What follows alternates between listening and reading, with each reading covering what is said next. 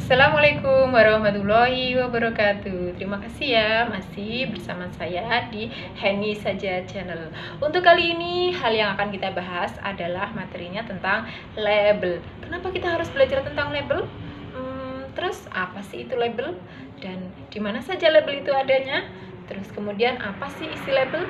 Kita akan tuntas habis tentang materi label yang ada di kelas 9 semester ganjil. Oke, silahkan menyaksikan dan jangan lupa jangan di skip ya. Like, subscribe, and comment. Terima kasih.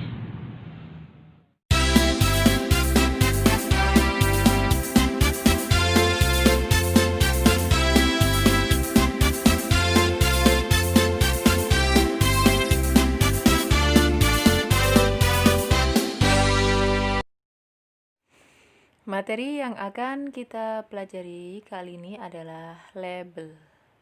Salah satu materi short functional text yang dipelajari dalam kurikulum bahasa Inggris SMP adalah materi tentang label.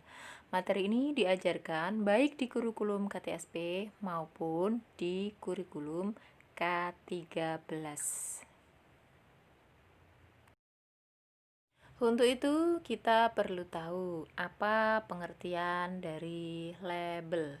Label is an information contained in the outer packaging of a product or goods. Jadi, label mengandung informasi yang ada di dalam kemasan produk-produk tertentu. Next, where do we usually find label? Di manakah biasanya kita menemukan label? We can find labels on the back of most food or medicine. Kita biasanya menemukan label di balik bungkus makanan atau obat, bisa juga kosmetik ya. Remember, label merupakan keterangan detail dari sebuah produk yang tertulis di luar kemasan dengan tujuan memberi informasi baik secara menggunakan ataupun komposisi dari sebuah produk. Dengan adanya label, konsumen atau yang akan menggunakan produk tersebut lebih jelas mengenai bahan ataupun cara menggunakannya. Kemudian tujuan dari label produk sendiri yaitu memberikan informasi rinci tentang isi produk yang diberi label tanpa harus membuka kemasan, sebagai sarana komunikasi produsen kepada konsumen tentang hal-hal yang perlu diketahui oleh konsumen tentang produk tersebut, terutama hal-hal yang kasat mata atau yang tidak diketahui secara fisik. Selanjutnya, label juga bisa memberikan petunjuk yang tepat pada konsumen sehingga diperoleh fungsi produk yang optimum. Itu juga sebagai sarana periklanan bagi produsen. Label juga bisa memberi rasa aman bagi konsumen. Karena dengan adanya label kita akan tahu isinya apa, expirednya kapan, bahannya itu apa saja.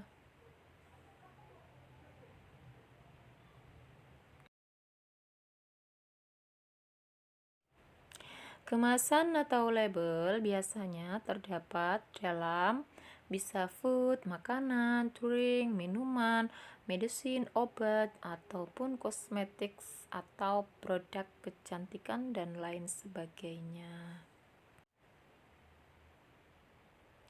Kemudian yang terpenting dari label itu adalah informasi dalam label sendiri.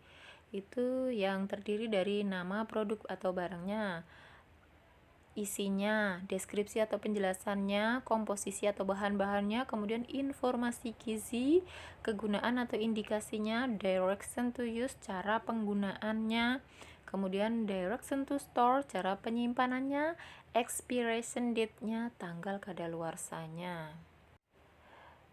Berikut ini adalah salah satu contoh label kosmetik. This is an example of cosmetic product. Kita lihat di situ ada namanya enggak? Nah, ada ya namanya, nama lipstiknya itu apa, kemudian komposisi bahannya apa, itu juga ada expired date-nya ya, yang ada dalam kotak itu cuman tidak terlalu kelihatan. Kemudian berikutnya ini ada sebuah obat medicine. Di sini obat batuk OPH Kombi anak. Nah, ini untuk anak usia berapa, kemudian cara menggunakannya bagaimana, dan lain-lain ada di situ. Selanjutnya ada sebuah contoh teks label dalam soal. Ini tentunya yang kelas 9 ini harus tahu bagaimana cara menyelesaikan soal.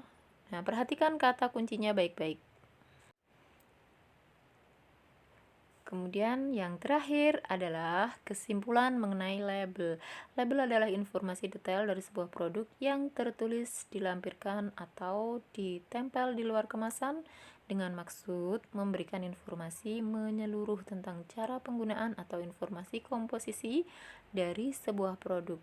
Label pada produk makanan berfungsi memberikan informasi tentang kandungan, nutrisi, dan bahan-bahan atau material dalam produk tersebut.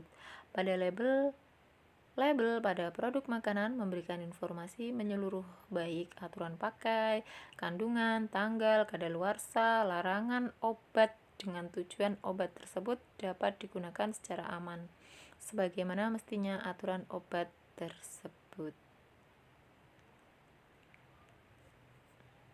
Itu adalah kesimpulan mengenai label.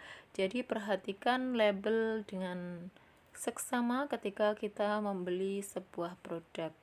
Perhatikan expired date-nya, perhatikan komposisi atau bahannya, dan cara-cara menggunakannya. Ternyata sangat mudah ya belajar tentang label.